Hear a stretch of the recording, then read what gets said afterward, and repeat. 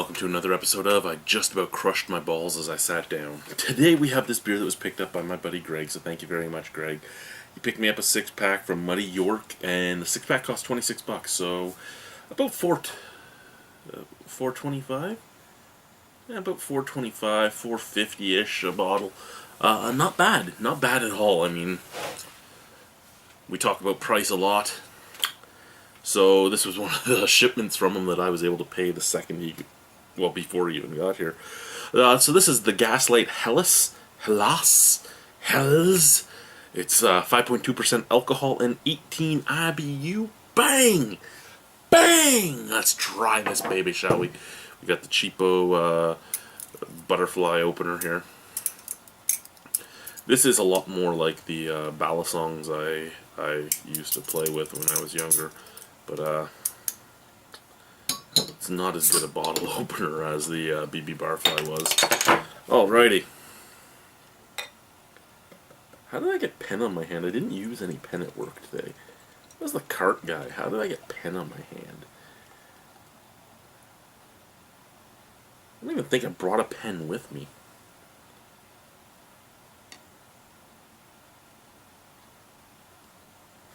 So these stemless wine goblets are nice for some beers. Crystal clear golden color. Big bright white head. I can hear the snap crackle pop from here. Hell, I can hear it from here.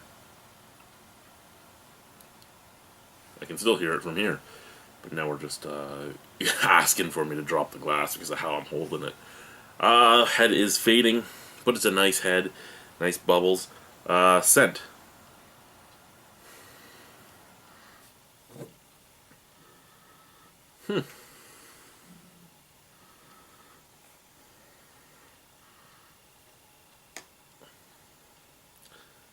You know what? It smells pretty much like a Euro lager. It has a little bit... I say pretty much because it doesn't have that sulfuric scent that a lot of Euro lagers have. But it has that just nonchalant, nondescript sweetness, that little graininess, and just that touch of dirtiness on the nose. And I really do find that pretty much as boring as hell.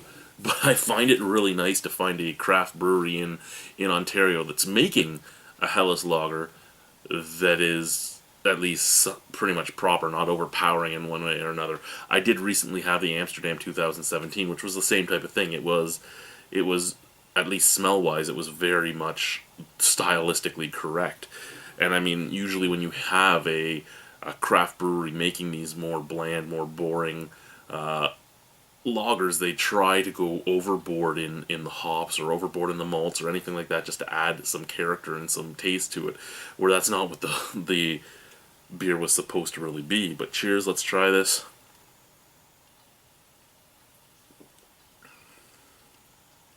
Very light bodied, crisp carbonation. It just attacks the tongue, not overly, but it does attack the tongue a little bit.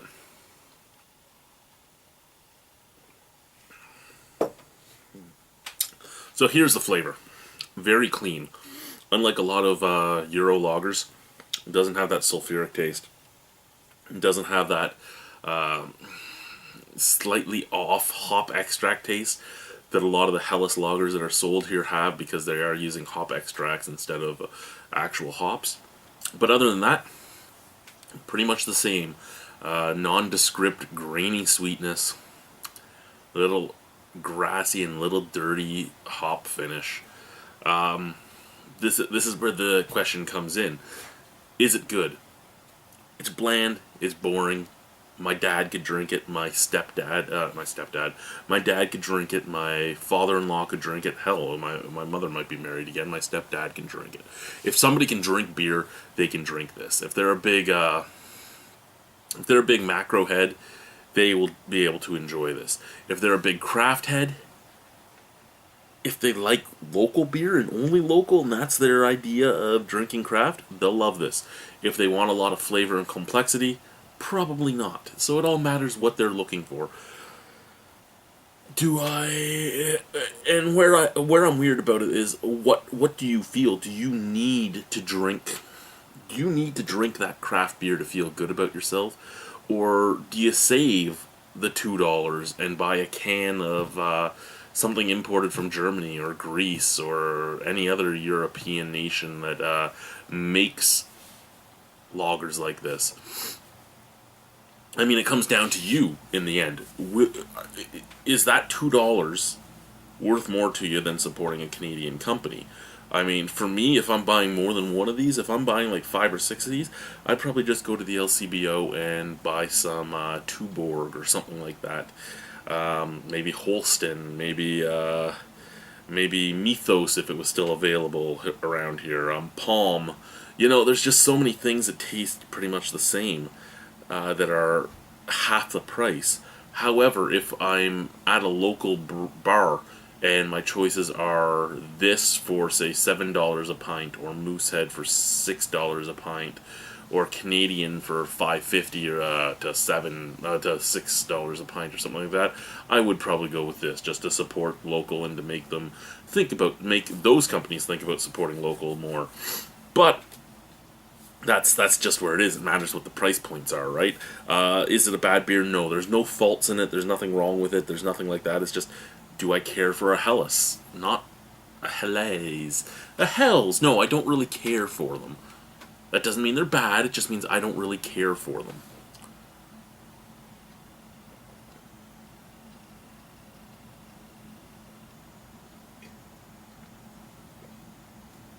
They're easy drinking. There's no faults in the flavor. They're just boring. They're bland and boring. Out of 10? A 6. Because it's clean, there's nothing offensive to it. I personally wouldn't buy it again. But Gaslight Hells, I could drink this with almost anyone in my family. Because I'm the only real big beer nerd, or beer geek, or beer dweeb, or beer whatever you want to call it. I'm the only one that really loves flavorful beers. Everybody else just drinks macro stuff for the most part. So this is something I could bring to any relatives get together, and they would enjoy it.